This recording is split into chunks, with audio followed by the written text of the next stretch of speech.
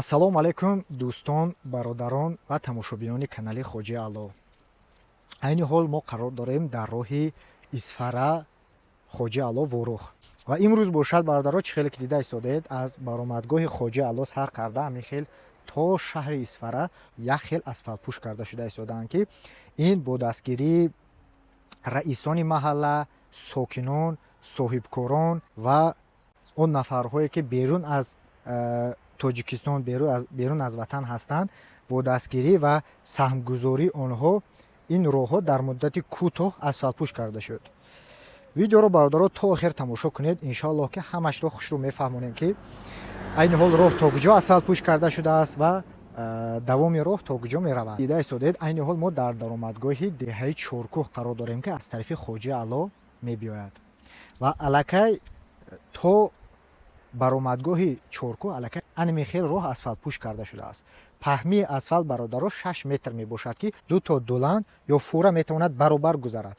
Дар роҳе ки пеш аз ин асфалт буд, яъне вайрон буд, бисёр ҷойҳаш ки мошин хело ҳам гузаштанаш душвор буд, ин роҳ бародаро хело ҳам паҳм шудааст. Ин ҳоло давоми ин роҳ кораш рафта истодааст, ки инҷо пластаҳои сафед мешавад, ки яъне дар шаб касе ки аз инҷо мегузарад, яъне донад, ки роҳе ки аз встреча мебояд ҷудо ҳаст.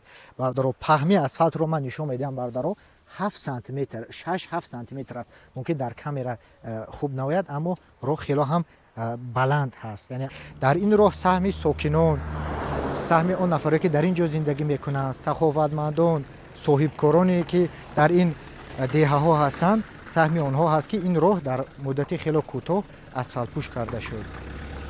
Столбҳое ки дида истодед барои шаб, барои прожектор, барои равшанӣ кардани роҳ часпондагӣ ҳастанд ва ин ҳамин хел то Чорқишлоқ, яъне даромадгоҳи Исфара, ҳамин хел столбҳо часпонда рафта истоданд, ки иншоаллоҳ ки шабона ҳам дар ин ҷо мушкилӣ намешавад дар вақти гузаштан.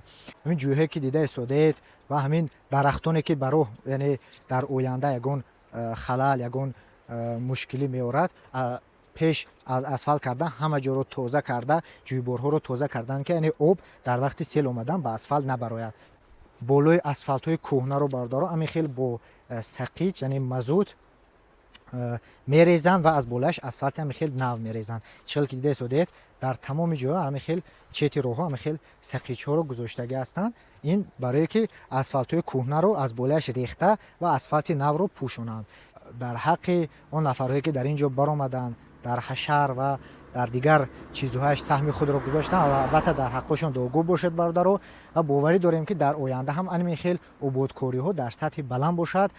Бародаро ин тараф роҳе ки аз тарафи Хоҷи Аъло меояд ва ба тарафи Исфара меравад. Аллакай то пеши ферма роҳ асфалтпӯш карда омаданд, қариб 5-6 километр аз тарафи Хоҷи Аъло. Ва ҳозир бошад айни ҳол ин тарафро, ки дохили Чоркӯҳ ҳаст, то бозори Панҷшанбе ва ҳамин хел Найман, Чорқишлоқ, Исфара, то Исфара асфалтпӯш шуда меравад. Ин роҳҳо ҳамаш чӣ хел ки дида будед вайрон буд тӯли 10 соли охир.